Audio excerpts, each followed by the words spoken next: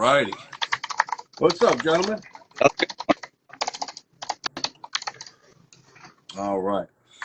Mark, how you doing, buddy? Thank you for joining us tonight.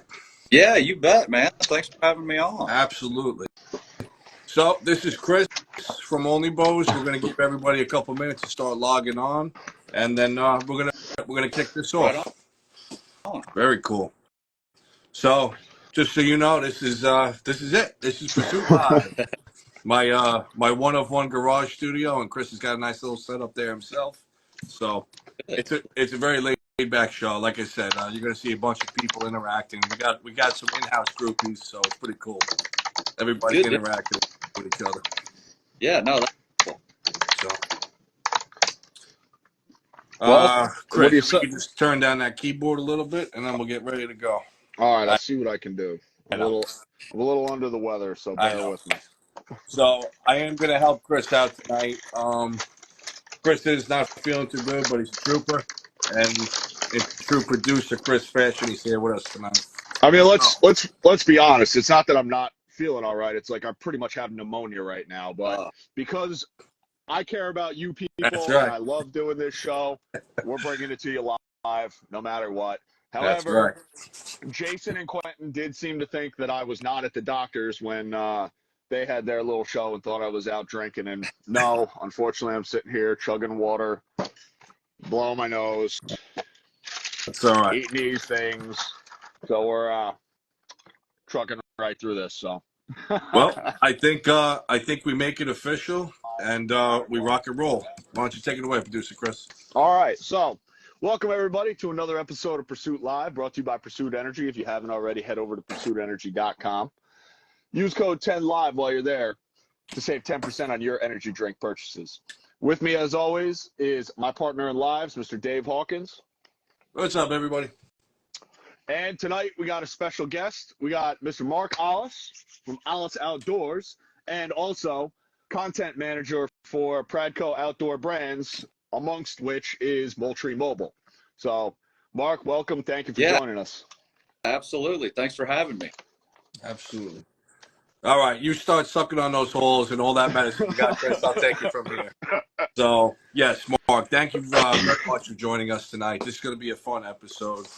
As we discussed earlier, this first section here, it's really just all about you, yourself as a hunter, what got you outside. Pretty generic intro, but we like to let everybody know, who our guest is behind the scenes. Yeah. Yeah. So I work exclusively on the Moultrie Mobile brand here at PRADCO, so 100% cell cam. And I'm a lifelong hunter. My dad, he small game hunting, stuff like that. And then and I'm located here in Birmingham, Alabama. That's where PRADCO hunting is located in Moultrie Mobile. Okay. So yeah, I started hunting in Alabama, small game, stuff like that. And then as I'd go to school and my buddies were talking about being at deer camp and stuff, I was, my dad was never a deer hunter. I was like, hey, what do you think about deer and all that? I got going to camp down there in South Alabama, and that was many years ago. And I've been a deer hunter. I'm a passionate deer hunter, spring turkey hunter. Love small game hunting, and all of that. So yeah, it's been really cool. Absolutely. So I apologize. You cut out a little bit in the beginning there. What state is your home state? Where you looking? So yeah, Alabama. I live in Birmingham, Alabama. All right. So you touched on a lot there. I kind of want to break it down for everybody. I was cruising, once we started talking, and then I started looking at your profile a little bit more. You have a very unique, diverse, Instagram profile, and a lot of things you share with everybody. And you've been on some cool journeys, it seems. So I want to kind of what escalates that. You went from your home state. You're cutting your teeth on the backwoods and the deer hunt. It seems like a lot of rifle hunting. Would that be accurate? Yeah. Well, I do both. Okay. But yeah. Absolutely. The last couple of years, I hadn't bow hunted as much. My kid, he's 15, daughter that's 11. play sports, all that. But yeah, get fun. But yeah, I just enjoy all things outdoors. I've got a little mountain fire pup that I'm training for squirrel hunting. Anytime I can be out in the woods,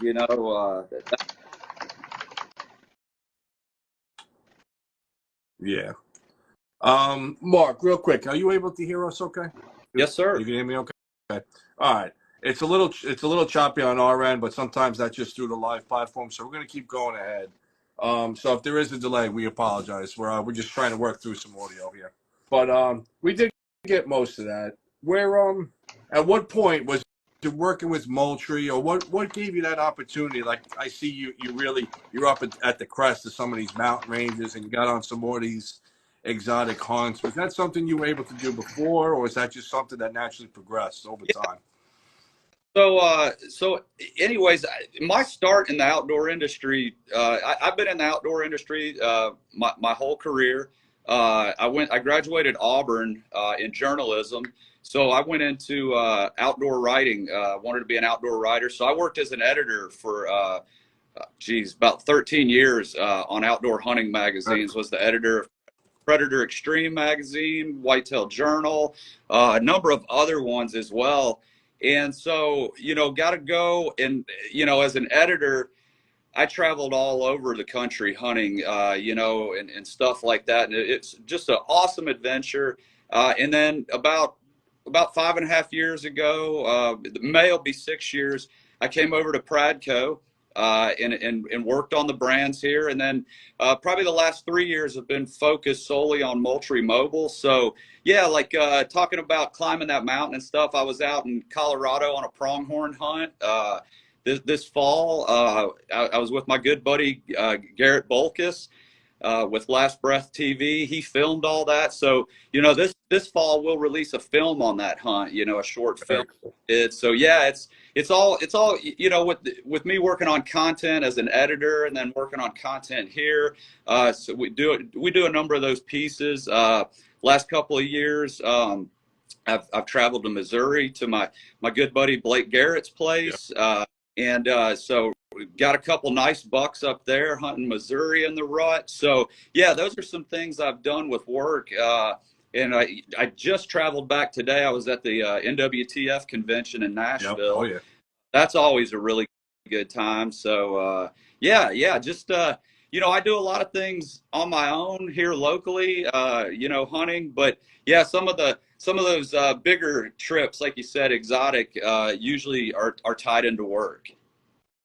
Very cool. I mean, that's not a bad perk, No. without a doubt, But it's cool. Yeah, anytime you just start scrolling somebody's page, and it doesn't matter what level they're at, and we talk about it a lot here with the crew that we got. It's when social media is used for the right purposes, you can really interact with people, connect with the right people, and I just had fun scrolling through, and I know those pronghorn. A lot of people talk about their vision. They got like binocular vision, and they'll pick you up at the slightest movement. Correct? Oh man. Yeah, see that, and that's what's neat about getting to go hunt different animals. Right. As a guy in the East, like you guys hunting whitetails, I mean that's what I do. Right. You go out there, those animals aren't hiding from you. They're out in the wide open. You're not trying. They're not in some thick cover, and that's, you have to get to them, get within range, and it's their eyesight, man. I mean they see everything. I think they say it's equivalent to like a 10-power binocular is what they're. Yeah, that's what I've been hearing. Now I don't know about whether they see like in the black and white or the rods and the cones similar to the whitetails. I just know their vision's very acute. So if you get it done, let alone how gorgeous they are as an animal, I mean that's every essence of a trophy along with the harvest as well. Oh, you mentioned it, your Missouri bucks. Well, I think it was at least 2 bucks I saw, right? Really nice recently. oh yeah, absolutely. Yeah, no, those are great bucks.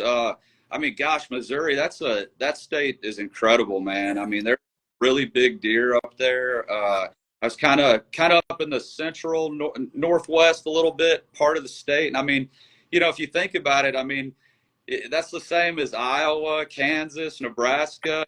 All that's like right there, and it's but I think plenty of folks know Missouri now, but it's probably a little of an underrated state. But man, just fantastic deer hunting there. Very cool. That's good to know. Oh shoot, what was I going to ask? I had one more. Oh, so that was the shop. I had like a bunch of pictures, like Dale Earnhardt. But I can only imagine the rest of this barn because just from that one picture, it had such a vibe to it. I'm like, man, I'm sure there's some stories have been told in that barn. Oh man, that was cool, man. That was that was Blake's dad's place Yeah, there, where they've got the hoist and all that. yeah. So yeah, the boys, I got that buck, and the boys were still out hunting. So I spent the afternoon in there, you know, butchering up the deer and getting all the meat cut off and everything. Yeah, it was just a really cool place to do that. Yeah. Like I said, we try to do our homework here at Pursuit Live. So I did a little digging on you. I hope you don't mind. Not Um, so we do have a couple questions with this first segment. You know, a lot of times we get some interesting stories out of it. Before you go out on a hunt, do you happen to catch yourself doing like a pre-hunt ritual? Do you do anything that's maybe like either quirky or corny or anything like that? It could be anything. Sometimes guys have very symbolic gestures they do. Some guys, they just have OCD habits that they do. You have anything like that?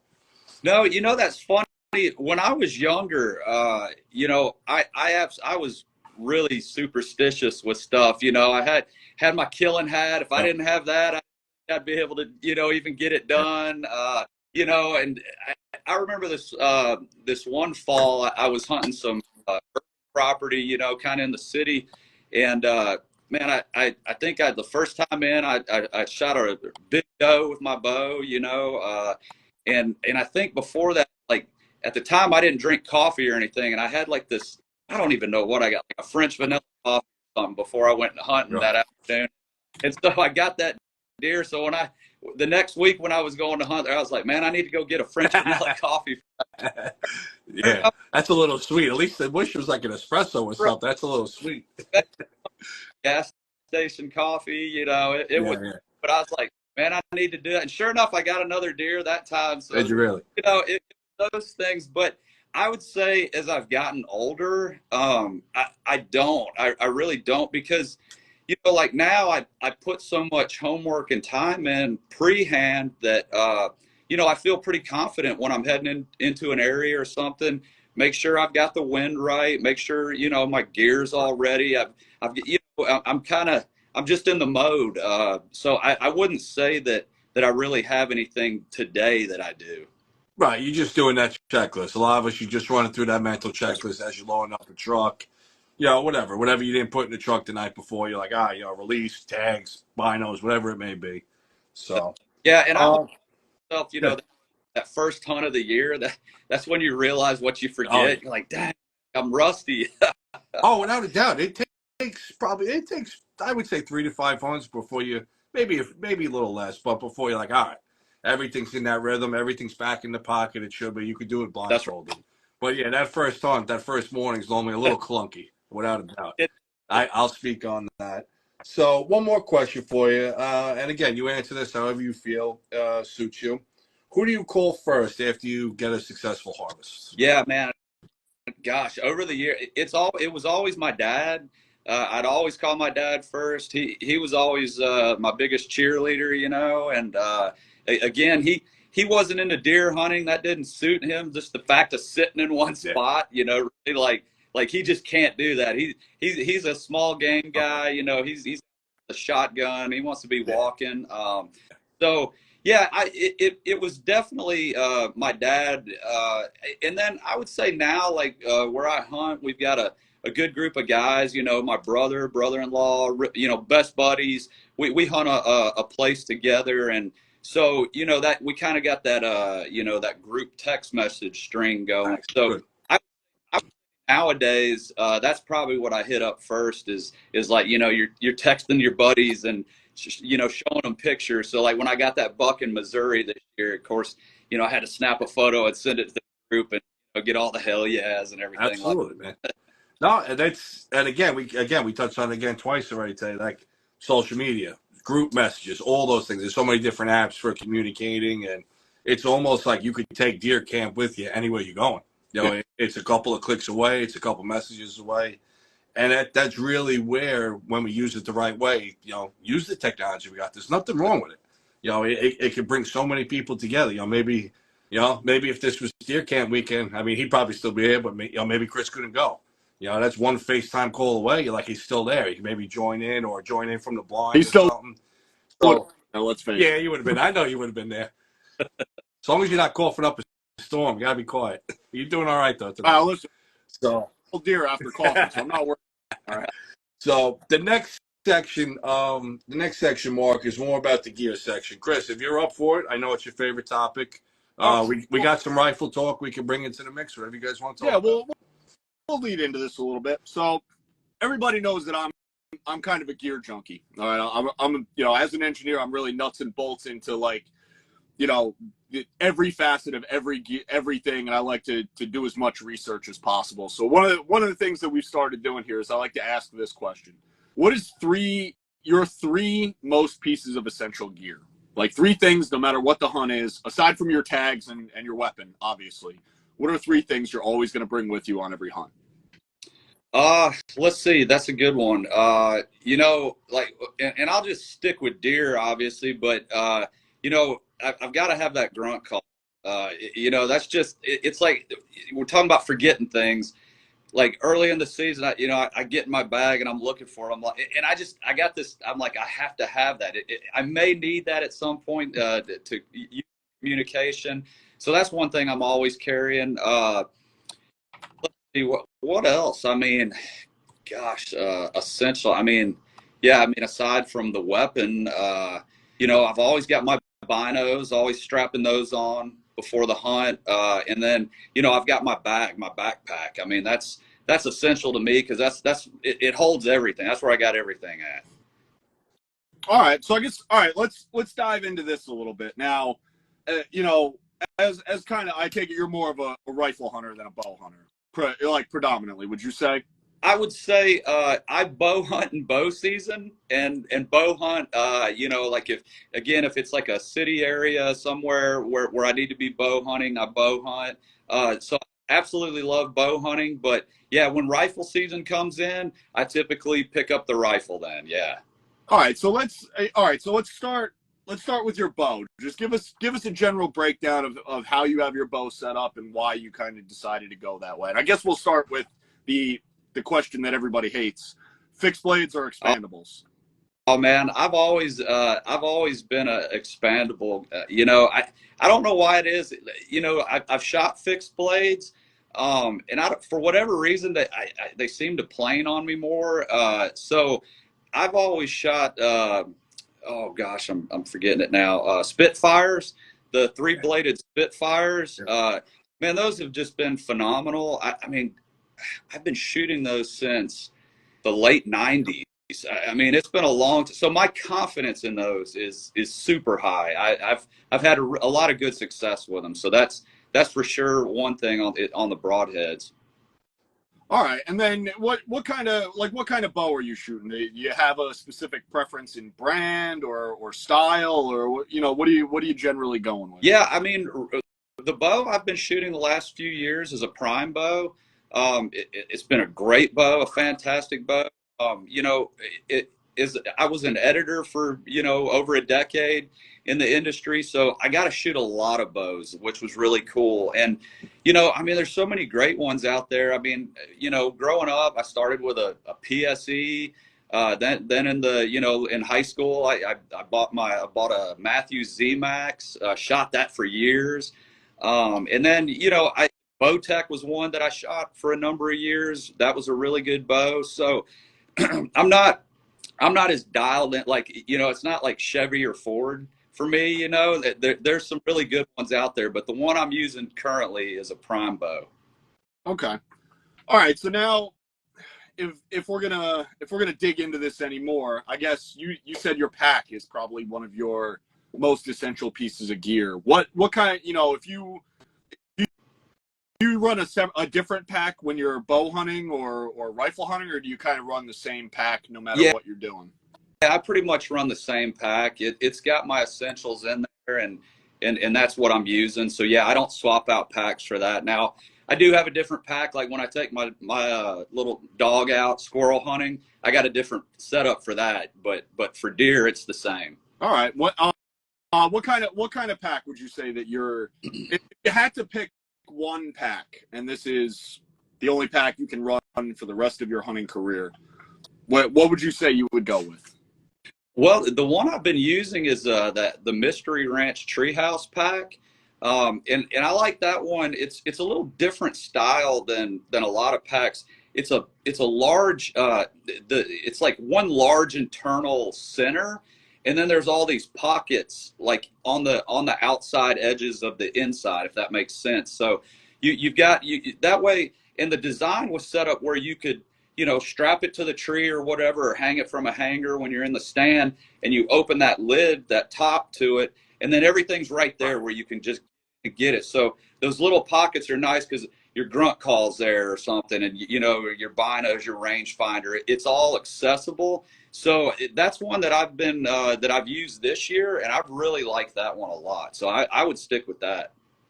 I feel like a lot of companies are going with that upper section where it's like a half zip, and now you almost have like a built-in shelf, and it's on molly webbing or it's in a zippered webbing. And so I'm curious to know, and if anybody knows in the comments, maybe like who actually patented that. I'm sure there's a patent for that design somewhere. I'm sure one company somewhere came up with it, but it's people are using it because it works. They're thinking about the guys in the tree, whether you're in your hang on, you're in your saddle, somewhere, some way, you got a bag hanging, and you don't want to have to go digging through that bag. You want to keep that essential gear right up top, a quarter zip away, and now it folds, and even better, now it folds down, and everything's right there. It's like storefront for you. That's right. Without a doubt, I mean, there has been great advancements in just something as simple as our packs and our bags. There's a lot of technology, ergonomics, all that. Like I was watching, we were just at the outdoor show. I was watching Chris get fitted for his new bag that he got from Tethered. And, it had the aluminum spine in the back, and, they really literally stood there and they contoured it right to the shape of his back. And I was like, you know what, man, you can run it without that, but it's just simple things like that. Simple things like that can be so effective and make such a difference. Yeah, that's the one. So it's in that black webbing in the back there, right, Chris? That aluminum piece?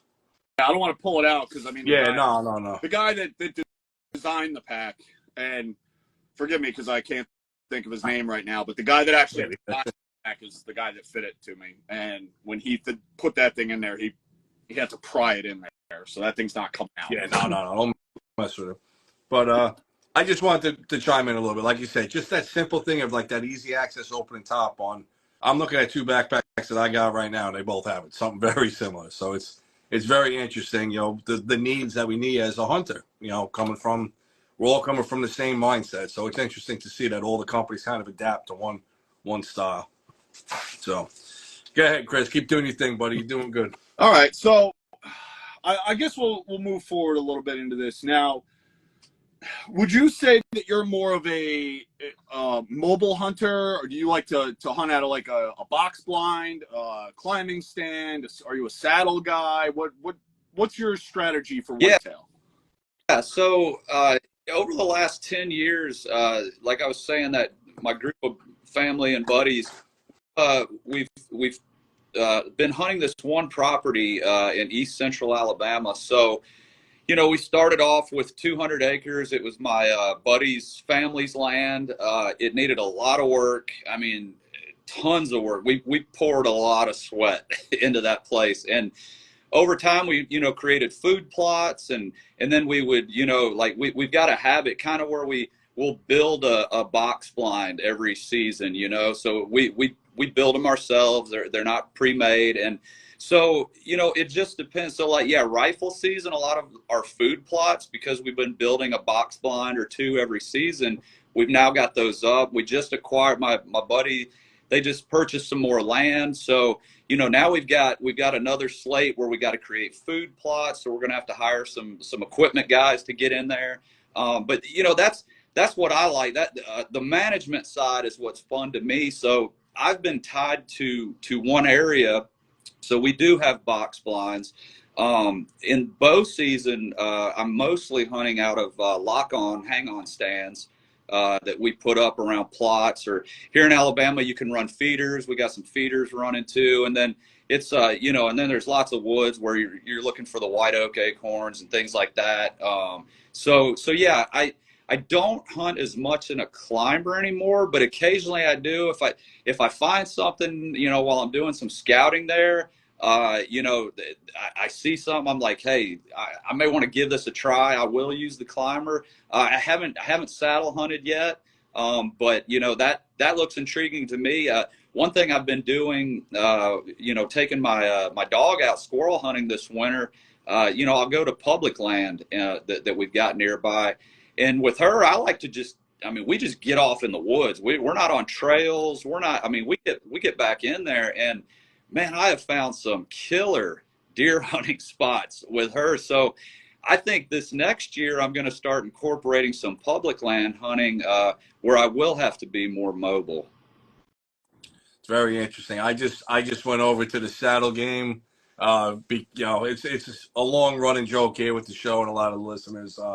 I was that guy running the climber. Finally got some lock on stands, pre-hung sets, and I just got tired of the wait. And it's been a long time coming, so I just switched over myself to the saddle game. So if you need any pointers or if you need help along the way, reach out to us, man. I'll be going through it. I'm starting it this season. So well, that's yeah. cool because like all the shows like ATA and SHOT Show and even the NWTF show, we keep ending up right next to the tethered guys.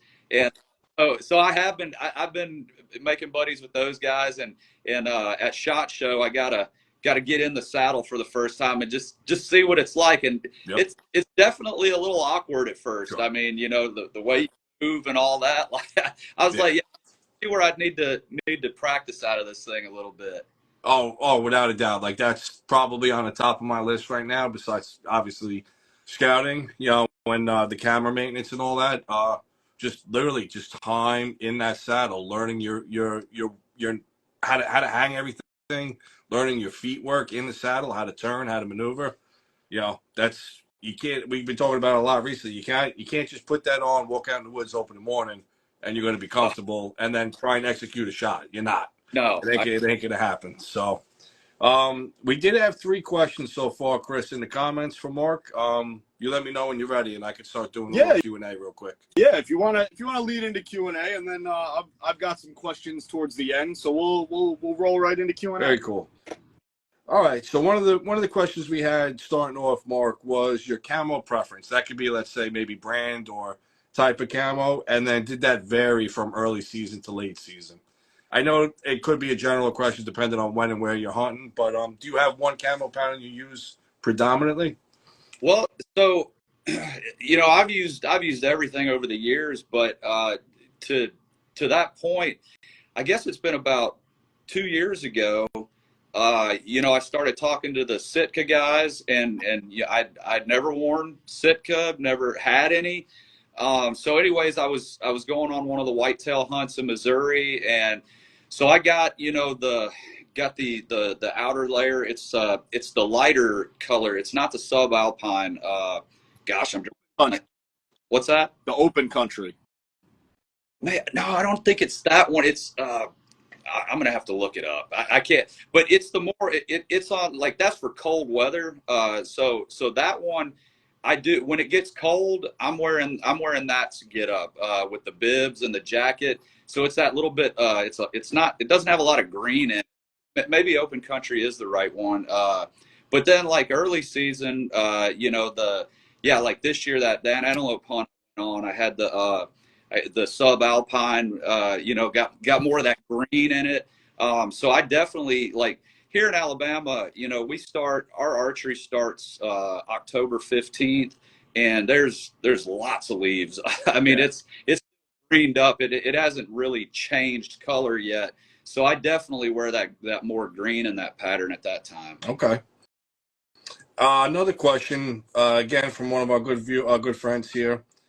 Deer scents. Do you incorporate any deer scents or maybe any scents or lures for when you're doing your whitetail hunts?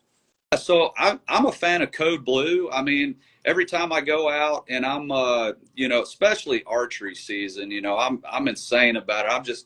I'm just spraying the heck out of my clothes, hanging them up, my boots, everything. So I'm pretty religious about spraying down, especially in archery when I'm bow hunting. I use Code Blue, and then I use their deer scents as well. I like to, especially with running the cell cams, I like to make mock scrapes and things like that.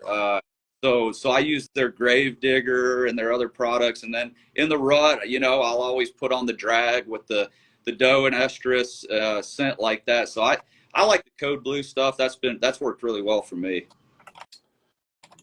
One last question from he's like our protege. We're all kind of taking him under our wing, and it's goes by Outdoor Tommy. He's a very good kid. He's 17 years old, but certified bad boy in the woods. Player. Absolutely. So he had a good question here. Do you hunt over any type of water holes?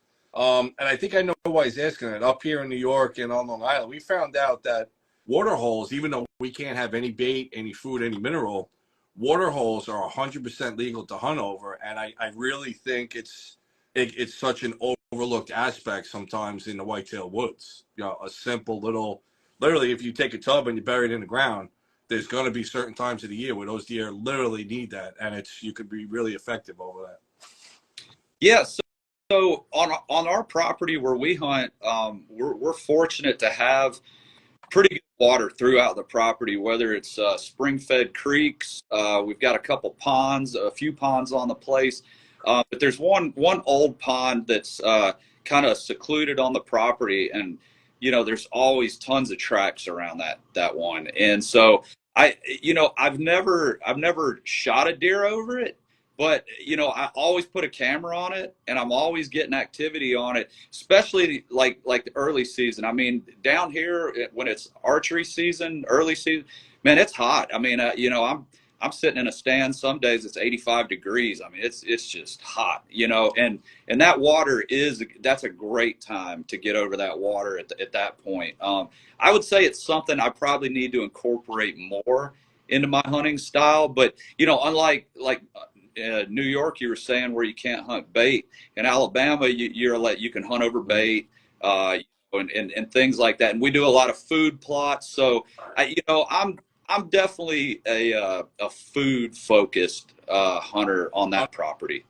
Understood. And that makes sense. I mean, it's if you have the chance and the capabilities where you could run a pretty dedicated food plot or a pretty dedicated kill plot to whatever size you want, really cater it to your area. I mean, that'll probably give you the most coverage as far as being efficient, from season start to season end, if you do your homework right. You know what to plan for early season, you know what to plan for late season. A lot of work though.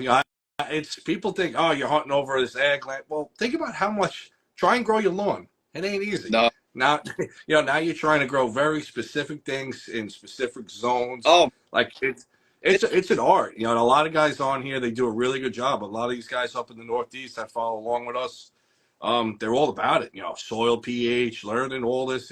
You gotta know what you're doing to make it work. It ain't easy.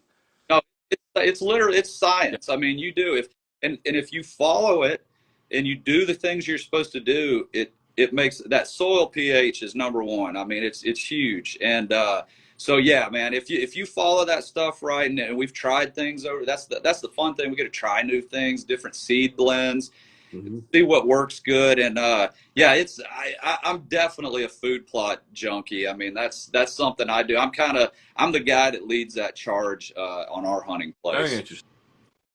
Well, we'll keep a lookout for it, because like I said, a lot of the guys here, they're digging into it, and they had a pretty big year last year as far as being able to grow their reach and grow their exposure, and they're starting to work with some pretty high-end names and brands now. So it's going to be a fun year for a lot of them. Let's end it with this question, and then let's get to the next topic, the fun topic, while we're all here tonight. What's your main food plot type or crop? What's that main food source for where you're at? If you're growing it, or is it natural standing? Yeah, so we've settled in over the last few years on a blend. It's like whitetail management. It's a blend made in Southwest Alabama here, and so it consists of forage oats, triticale, winter wheats. It's got some peas in there, and it's got several different clover varieties as well. And the reason I like that mix is it's, you know, if you only have one crop, you know, a lot of times, I mean, things can happen, you know, that crop may not perform as well, or, you know, those crops seem to work in tandem, like work together, you know, because like the clovers, they actually are pulling in nitrogen into the soil. So not only are the deer eating on those, you're actually improving your soil by having it there. And then the other thing you get with those blends is you get different lengths of roots and things like that. All that works in your soil. We switched over to no-till planting probably 5 years ago, and man, our soil, like, we don't have really nice black soil in that part of the state. It's kind of clay. Okay. But by using that no-till process, we now have, I mean, you can pull up plants and there's earthworms, there's that dirt's black and rich. I've been absolutely amazed by how that whole process works. And again, that blend of plants helps in there. Like, you know, now down here, I just noticed some trees bloomed, you know, so I don't know if there were some cherry trees or something, but you're starting to see the grasses green up a little. You know, we're starting to transition into spring here, and those clover, man, those are really going to start just popping, and that's where that blend helps, because those oats and wheat and all that those are great from October through now, you know, because we don't get the hard freezes like you guys do, so our plots keep growing down here, so we can hunt them the whole season. But the clovers, they don't do a lot from fall till through season, but they're about to explode now, and so that's going to be great hunting. But then those plots are going to be feeding our deer, you know, on into June, even July, if we keep the moisture. I think that's really speaking to your point of, it's almost like you don't need to run necessarily a separate mineral site at that point. They're getting so much nutrients from these food plots. Mineral's great, don't get me wrong. There ain't nothing like some fresh mineral to really get these deer through the winter and then help them in the early spring get that rack growing. But it sounds like you guys got it down pretty good. So I'll tip my Well, hat to you, because like I said, it's not no, easy.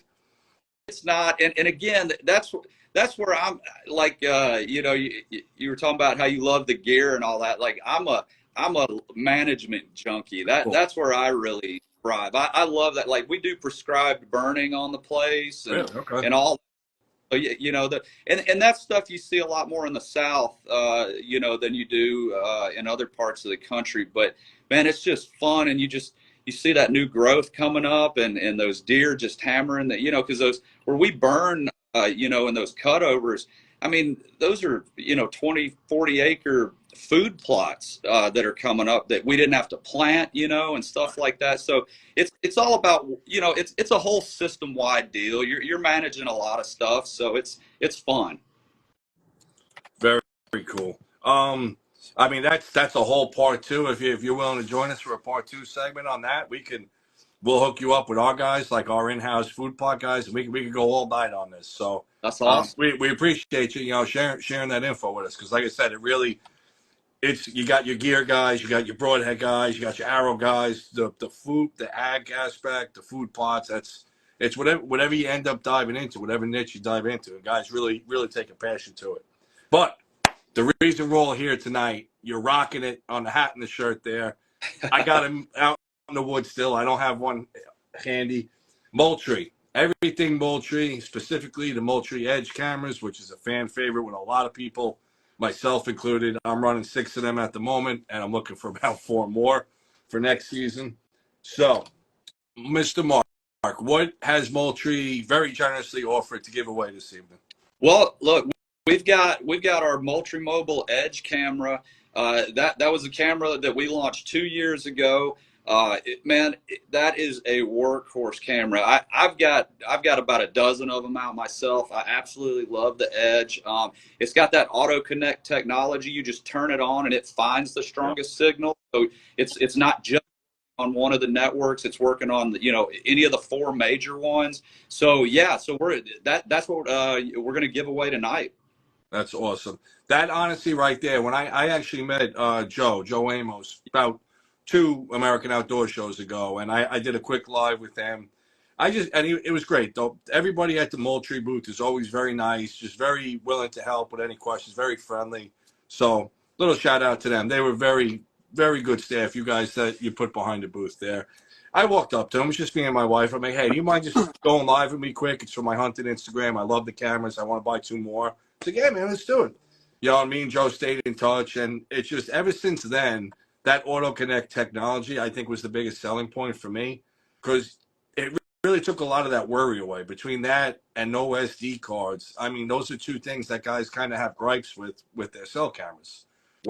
Whether or not it's going to hook up, or am I going to get service? But you combine that with the app. The Moultrie app is truly taken off, and I want to let you speak on that because I don't want to forget anything. I really think the Moultrie app is where it's starting to pull away from some other camera companies. Yeah. So, and that's what I always, when I'm explaining the cameras or the system to people, that's what I always use to kind of demonstrate. It's like, all right, you got the camera, you got your Edge Pro, awesome. You hang it on a tree, you walk away. Your interaction with that physical camera is done. Everything is now done. All your interaction is done in the app, and that's where it comes to life in the Moultrie Mobile app. So, you know, obviously you're getting your images. They're coming in there, so that's what you're wanting to see. But the app itself has so many more features in there, and that's really our mission, is to create one app for all your hunt planning. So, and you know what I mean by that is, the app has a full weather feature in there, so you've got your hourly, daily forecast. You got wind direction arrows, so you know which way the wind's coming, sunrise, sunset time, so you can judge your legal shooting light, all of those things. It's got a full mapping feature in the app. Yeah. We just, this fall, you know, and the cool thing about the app is, you know, it's our app. It's built in-house. We've got more than 30 folks that work here at Moultrie Mobile just on the app software side. And these are brilliant people. I mean, Harvard grads, folks that worked at Apple, like way smarter than I am, you know. So just to speak on the map real quick, I don't want to interrupt. I was shocked, honestly, and I'm not blowing smoke, how clear the imaging is on the Moultrie, you know, map section of the app. It is. I'm not going to throw other brand names out here, but clearer than the app I use daily for my hunting needs. That's awesome. It really is. Now, I use the other app because it has other certain advantages that really cater to more the hunting aspect. But as far as being able to see my topography, my geography around where that camera is located, crystal clear. I pulled it up to Chris the other morning. We were sitting, you know, just sitting at breakfast, coming home from the outdoor show. I'm like, look at this. I mean, what was your first reaction to it, Chris? I don't think you've seen it in a while. Personally, I think the app is, and I know I've said this, the app is what sells it for me, because it instead of having to switch between apps to do my intelligence work, I have everything right there. And you know, I'm a very, you know, as I keep saying, I'm a very straightforward guy. I like to have all my ducks in a row. This was, you know, it's big for me. I like it, and the mapping software is definitely crisp. It is, yeah, no, and the cool thing is it's just getting better. There's more features coming down the pipe. I mean, our team is constantly adding new stuff. So yeah, like now you've got the property lines and plat info, the topography, like you mentioned, those features to the map, and then also you can pin all your cameras on there. So you know, that way you're like, all right, this camera, I got this buck coming through. Now you can really start honing in and like, man, what's this deer doing? Where do I need to catch him? He's hitting on 2 of my cameras, you know, and you can start figuring out that plan. But, you know, even the other features in the app, you know, other than weather and mapping, this year we launched a brand new feature called Game Plan. And it's a predictive deer movement model. So everyone's probably uses something on, you know, seeing when deer should move good. So the one that we're using, it was built in house. Our team worked on it for 2 years. So it's nothing that was taken lightly. It's been heavily worked on and tested, and it's the only predictive model that is using actual trail cam data to help formulate deer movement. And what I mean by that is with the game plan, you drop a pin on your hunting location in the map, and then what game plan does, it then looks at that local area, and any Moultrie Mobile camera operating in that area, not just yours or your property, it's bringing in data to the system on buck movement. So you're not seeing someone's images, no info share, but all that data comes into the system anyways, and it's getting aggregated. So you're getting localized buck movement on recent buck movement. So it's dynamic. You're seeing things that are happening in patterns, but it also has historical movement from past years. So those peak movements, ruts, things like that, it's factoring in, but it's also factoring in weather features, those drops in temperatures, things that are known to increase deer movement. It's looking at all that, and the way our team came about building this was it's a machine learning system. So they input all kinds of data, different things, whether it's solar, lunar, all this stuff, and they said, okay, we know how deer moved and when they moved because we have the AI technology tracking buck movement. So we've got the images being uploaded. So they were entering all this different data info, and it's like, all right, did that correlate to deer movement? If it didn't, it's not in there. So it's only things that are known to actually correlate with increased or decreased deer movement. And there's no other model out there like that. And so, again, we worked on that for 2 years to make sure that thing was accurate before it was ever released to our users. And, just launching it this fall, it's already now the second most used feature on the app, other than the gallery section where you're scrolling through your images. So that's super exciting. We also have activity charting on there. I don't know if you guys messed with that much, but you can go into activity charting. It's a feature in the app, and you can select a date range, and it will show you what time of day. So it's like temperature, time of day, things like that. It'll say, where is the most activity occurring? And it gives you these really easy to see and view bar graphs. Yep. And you can even zone in down to individual cameras. So you could say, hey, I want to see what camera 1, what's the activity been doing there? And it's going to show time of day, things like that. You can even create a custom tag in the app. So, we all like to, get a big buck on camera and then give it a name, right? So, sure. So you can create a custom tag and say, all right, Big 10, you create that one time and then that tag lives there. So anytime you get an image of Big 10, you can click that custom tag, attach it to that image. Then you could go over to activity charting and you'll see Big 10's tag there. You can click it and you'll see it charted for that individual buck. So there's nothing out there that's creating, that kind of in-depth scouting. And, with the AI technology, if you want to look at your images, say, hey, I just want to look at buck images. You click on smart tags, click on buck. Now your gallery only has bucks in there. You can do it for does. We're coming up to turkey season here next. You can click on turkeys, only see your turkey images. So there's just a ton of ways to use the app.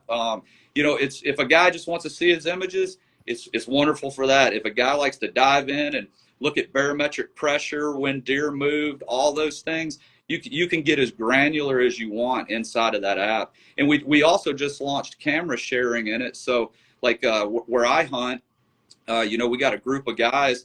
I've got my cameras out. So now I was able to share with those guys those cameras. So I can go in. They download the app. The app's free. They enter their set up an account with their email address. I enter their email, and now I can choose what cameras I want them to see. So those guys now could just click on the app, and they can see all the images. I don't have to send them images, and stuff like that.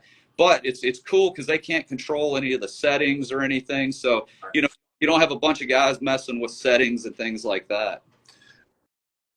I'm going to say right now, from the reaction I got in the comments, and I'm watching as you were going through all of this, really at the point with that real life data where it's pulling from other cameras. And then when you mentioned about like the tagging of certain animals, I know for a fact you blew the mind of a couple of guys here, and that is exactly why we wanted to have Moultrie on. It can be borderline redundant with the amount that I post and tag, Moultrie in whatever I do. it's honestly out of respect for the product. You know, I truly, anytime I do happen to talk to whoever it may be, you know, on Instagram for the Moultrie page, I do nothing but sing them their praise. But I'm just being honest. Like I'm a very straight shooter, for better or worse at times. I just appreciate the product. I had one time I had one camera kind of go off grid, but that wasn't the camera's fault. It was a poor service area. I called customer service. They didn't get off the phone with me till we got that camera rebooted. It's simple things like that, like just the commitment to actually just being there when anytime I called. Like I never not got a live operator. They talked me through the problem. They figured out that I was actually overpaying on a plan. They called me back and said, you're overpaying because you clicked the wrong thing when you set up this camera. You should be on this plan. So instead of me paying like only like $6 an extra camera or whatever it may be, you know, I was paying like an extra $30 a month. You guys called me back and actually saved me money. I'm like, that doesn't happen. So little things like that. And we're talking right from the camera, everything you just talked about. But now you pair that with, if you do have an issue, you got support. You got direct tech support. And it really is the whole line. And we're just talking about the cameras. Like this is just the edge. We haven't even talked about your feeders, the accessories, the battery packs. So, I mean, I leave that up to you, however far you want to go into it. I did have a couple notes. Like if you wanted to talk about like a really hot SD camera Moultrie's coming out with for 2024, maybe a popular feeder, because we do have guys in other states where you can feed. And then we touched on the cell cameras a lot. I guess the Edge Pro would be the most current one. Is that the most up-to-date cell camera that Moultrie offers? Yeah. So the Edge Pro, we launched it last year. So it's got the same great features as the Edge, no SD card, auto connect, but the Pro takes it up a level. So we added the AI technology into the camera. So it's the first camera that's got AI on board, and what that allows it to do is it gives you more options as a user, trail cam user, to use it. So, you know, any trail camera takes an image, it sends it to you. You know, that's how it works. With the Edge Pro, you can set it. So say it's, you know, we're into deer season, and you say, you know, I just want to see bucks and does. That's what I'm interested in. You can click that, and what that's going to do is it's going to tell that camera, all right, it's still motion activated. So if a raccoon walks by, it's going to take an image, and then it's going to scan it, and it's going to say, is there a buck or doe in this image? If there's not, it will never send you that image. So it's that helps on battery life, but also helps keep that gallery nice and clean. Yeah. And one of the features, so you can do that for turkeys, you know, other species as well. So it gives you a little more options there. And, you know, especially guys in states where you can run feeders. I mean, anyone that runs feeders has got 10 raccoons on it every night. You know, you don't want the picture. Like, who cares? I don't need those. So you can, it's just a customizable way to do that. But some of the other technology on that Pro is it's got smart zones in it. So it's, you know, a lot like a security camera. You know, we all have it happen. Your camera's set up. It's 3 hours away, and a limb falls in the corner. And now it's every time that thing's bouncing in the wind, you're blowing. Now you can go into the smart zones, and you can turn off the zones where that limb is, and they'll no longer fire to motion. But every other zone is still active. So when a deer walks by, you're getting that deer image, but you're skunk images that are getting triggered by that limb. Same thing like now I was talking about, we're coming into spring. I noticed the grass is just starting to green down here in the south. So, you know, that's going to start growing up, and it's going to start firing your camera off in turkey season, you know. So you can go in and turn those zones off in the bottom, and everything else is still firing. So that's another cool feature. And it's also got live aim, which is Bluetooth enabled. So when you're strapping that camera to a tree, you can turn that live aim on, and you get a live feed, video feed right on your app. So that's a game changer this fall on that Pro. I love it. Is, man, I'm sitting there, I'm moving that camera, and if you use our you know, our mount that goes on the back, you can adjust it up and down, left and right. I love using that mount with it, and so I can get that camera, move it, and literally see the screen moving on the app real time. So I get exactly the shot I want, and then I'll lock it down, and then I can walk in front of it while looking at my app and make sure everything's like I want it. That's been a really cool feature. So that's kind of the We've upgrade. all done that dance before. Then you got to wait for it to load. And it's like, it's too low. It's too high. Crap, do it again. 100% Yep. all the time. And so that's really cool. So building on top of those cameras, so this we've got an Edge 2 coming out and an Edge 2 Pro. So they're going to be the second generation of the Edge cameras. And again, all the same stuff, the auto connect to the no SD card. But one of the cool features that'll be on both of those new cameras this summer is on. So you can click on demand and tell it to take a video or a photo whenever you want to. Like say, all right, I want you to take a photo. It'll take it and immediately send it to you. So we've never had that technology built into it. And then let's see what else. Man, I'm thinking there's so many new things coming out. It's late on a Friday. I'm like, I don't know. I'm forgetting stuff. But how about an SD camera? What would you recommend somebody if for this spring or summertime? What's Moultrie's hot SD camera they got rolling? Yeah, the micro series cameras. I mean, you can't beat that, man. They're small and so they don't take up a lot of space. Beautiful images and videos. So yeah, for anyone that's looking on those, that's definitely the option to go. But I did want to hit on the feeder. You mentioned that. Well, and we do. I would say the other game changer and accessory. We do have solar panel options. And man, those just keep your cameras running. You don't even have to mess with them. But we came out with a rechargeable battery pack this year, and man, I'm telling you, that has been a game changer for me. I've got 3 cameras that I set up in early October. I've got them running on video mode, and they're all running that rechargeable pack. My lowest battery setting right now is at 88%. The others are at 95 and 99. It blows my.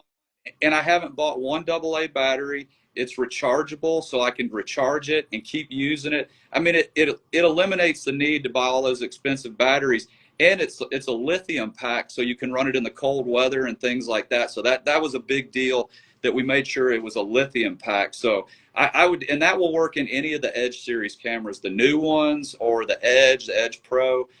So that's a big one. But Feed Hub is our new, that's our first product line in the cellular side out of cameras. And essentially what Feed Hub is, it's a cellular timer that goes into a spin cast feeder. And then there's another component, it's a feed level monitor, and that actually attaches to the lid, the bottom of the lid. And it has a laser measure. And so you would put that in an empty hopper and you would calibrate it so it knows the size of that hopper. And then when you fill that up, the feed level detector, it communicates with that cellular timer via radio frequency. So it's super easy on battery life and stuff like that. And the feed level detector's 4 AA batteries. And then your timer that goes in the motor's running off your 6-volt or whatever the power source is for that feeder. And so once you connect those, now you go into your Moultrie Mobile app and you can see your feed levels. You can see all your battery lives in the feeder and everything. You do all your setting changes from the app. So now you could be at home on the couch, and if you need to change your feeder settings, you can do that remotely. You can feed on demand remotely, so you can tell it to feed now whenever you want to. You can do it from the stand. I mean, anything like that. So it gives you that peace of mind. Anyone that runs feeders knows they work great when they're working, but it's all a guess. It's like you have to open a lid and look and see how much feed do I have? How much battery life do I have? So it's giving you that connectivity to your feeders that you've never been able to have that before. So that's going to come out this summer, and I think that's going to be a game changer for the feeder guys. And we've got news on that. If a guy's running another spin cast feeder that's not a Moultrie, this is designed where you can install it in those other brands as well. So it's not just for a Moultrie feeder. I'm telling you, you're blowing the minds of our viewers right now, and I can tell. I love how excited you get. Honestly, that just goes to show, like when you're doing something you love, like the energy that you have just talking about it. Like it's exciting for us to hear about all of it, to be honest. So we appreciate you so Oh, much. You know, really and just taking the time and really diving into all of this. Um, in that last segment, basically all I was doing is I was letting everybody that's a viewer now is basically what they do now is they just take a simple screenshot, you know, so they could see all three of us. That way we know they were here and present tonight. They're sending it over to Chris as we speak. And then what we do is we tally them all up. And then later tonight or tomorrow, we just do a random generator. We record it. And it's kind of like another way, like I was saying, these live shows, they're very interactive. That is the cool aspect with instead of just recording a podcast. We've had all the interactions tonight.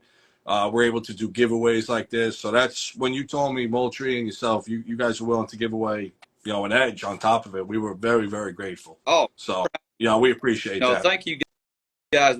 I mean, I love talking hunting. I love talking about the products there. I mean, I'm a believer in them. I use them. So no, this is a lot of fun.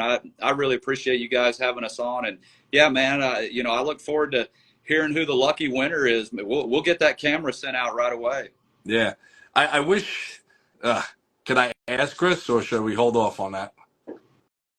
I don't even know what you're talking about. I know. Do you know what Joe has in the works, Mark? Joe Amos? Yeah. On the field team? Yeah. Yeah.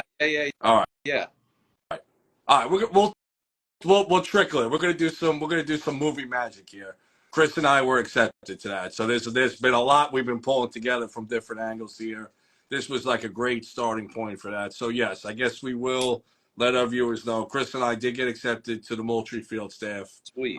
It's like a grassroots. Basically, for all you guys out there, it's what we did with Pursuit Energy. It's that grassroots, everyday man and woman hunter.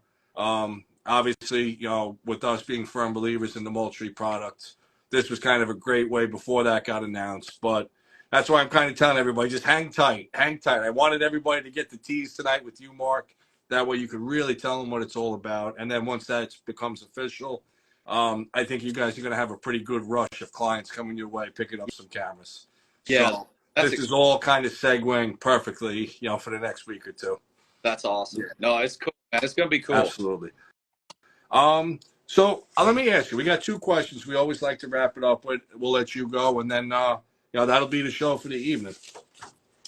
This could be either for yourself, you know, in your outdoor adventures and journey, or for Moultrie, or even combined. What's maybe a goal you have for, you know, either the near future or the long-term future?